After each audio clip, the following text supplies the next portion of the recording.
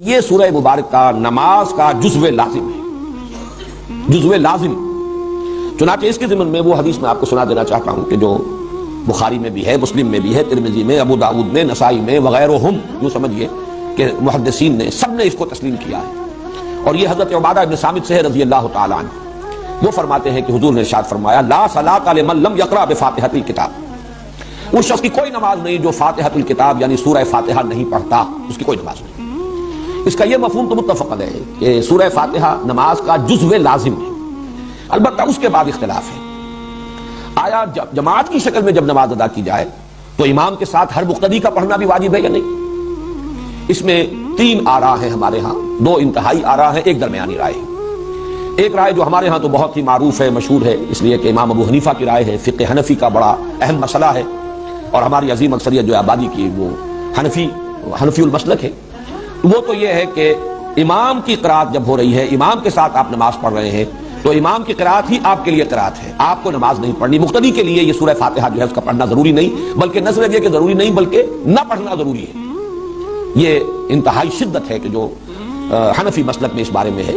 اور مثال وہ دیتے ہیں بڑی، یعنی ایک اعتبار سے تمثیل اور تشبیہ کے پہلو سے بہت یعنی معقول تشبیہ ہے کہ جب وفد کی صورت میں کہیں جائے، کسی بڑی شخصیت کے سامنے پیشی ہو، حاضری ہو، تو کوئی ایک ہوتا ہے جو نمائندہ، وہ گفتگو کرتا ہے، باقی سب لوگ موجود ہوتے ہیں، ان کی موجودگی گویا کہ ایک طرح کی شمولیت ہے، لیکن یہ کہ گفتگو جو ہے،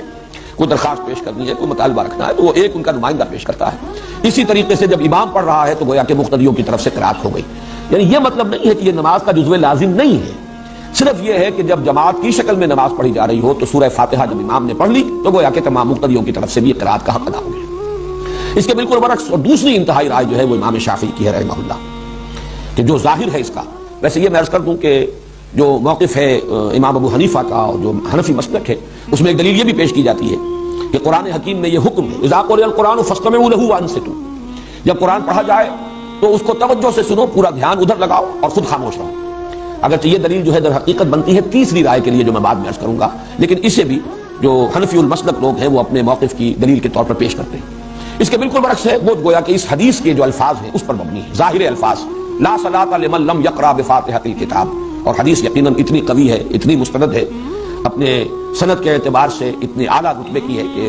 ظاہر بات ہے کہ اس سے اونچا رتبہ تو کوئی اور ہو نہیں سکتا کسی حدیث کا، سند کے اعتبار سے، روایت کے اعتبار سے۔ تو امام شافعی کی رائے یہ ہے کہ ہر نمازی مقتدی بھی پڑھے، پڑھنے کے پھر ان کے ہاں مختلف انداز ہیں،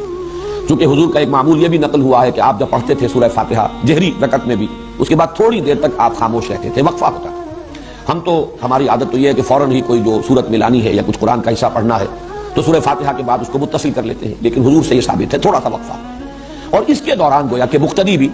جلدی سے دہرا لیں اور پڑھ لیں۔ ایک طریقہ تو یہ ہے، اور ایک یہ ہے، اور یہ بھی حضور کے معمول کے ساتھ مناسبت رکھنے والا ہے کہ آپ نماز میں سورہ فاتحہ پڑھتے تھے تو ہر آیت پر رکتے تھے۔ یہ وقفہ جو ہے یہ گویا کہ کفایت کر جاتا ہے کہ امام نے کہا الحمدللہ رب العالمین، اور اس کے بعد وہ ذرا سا وقفہ دے تاکہ مقتدی بھی الحمدللہ رب العالمین پڑھ لیں، پھر الرحمن الرحیم وقفہ دے تاکہ مقتدی بھی پڑھ لیں۔ بہرحال یہ تو ہوا اس کی جو عملی شکل ہے، لیکن اس وقت میں صرف موقف اور مسلک بیان کر رہا ہوں کہ امام شافعی کا اور شوافع کا اور حنابلہ کا یہ موقف ہے، اور چونکہ امام احمد ابن حنبل شاگرد امام شافعی کے تو تسلسل بھی ہے اس میں، یہ ہے کہ ہر مقتدی کے لیے بھی سورہ فاتحہ کا پڑھنا لازم ہے۔ معتدل مسلک ہے امام مالک کا رحمہ اللہ، امام دار الہجرہ، کیونکہ وہ امام مدینہ ہے، اس اعتبار سے ان کی بات بہت سے پہلوؤں سے بہت وقیع بھی ہے۔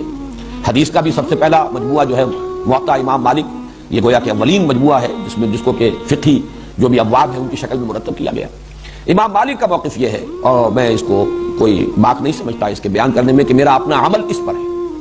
وہ یہ ہے کہ جہری رکعت میں امام کی قرات کو توجہ سے سنو، گویا کہ عمل ہو گیا اس آیت پر اذا قرئ القرآن فاستمعوا له وانصتوا۔ البتہ سری رکعت ہے، اس میں خود سورہ فاتحہ پڑھو، اس لیے کہ اس وقت آپ سن نہیں رہے۔ لیکن یہ کہ ہمارے ہاں بعض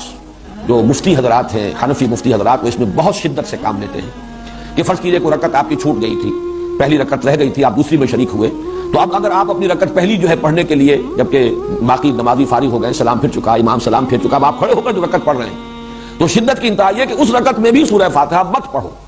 صرف اتنی دیر کھڑے رہو جتنی دیر کہ سورہ فاتحہ پڑھی جاتی ہے۔ اب یہ چیز جو ہے میرے نزدیک انتہا پسندی والا معاملہ ہے بالکل اس معاملے میں۔ بہرحال درمیانی مسلک یہ ہے، لیکن یہ کہ اس وقت جو کچھ مجھے بیان کرنا تھا یہ میں نے بیان کر دیا، اس لیے کہ یہ عملی مسئلہ ہے، بہت سے حضرات کو اس سے سابقہ پیش آ سکتا ہے، لیکن یہ کہ اصل بات جو اس وقت میری بحث تھی وہ یہ کہ یہ نماز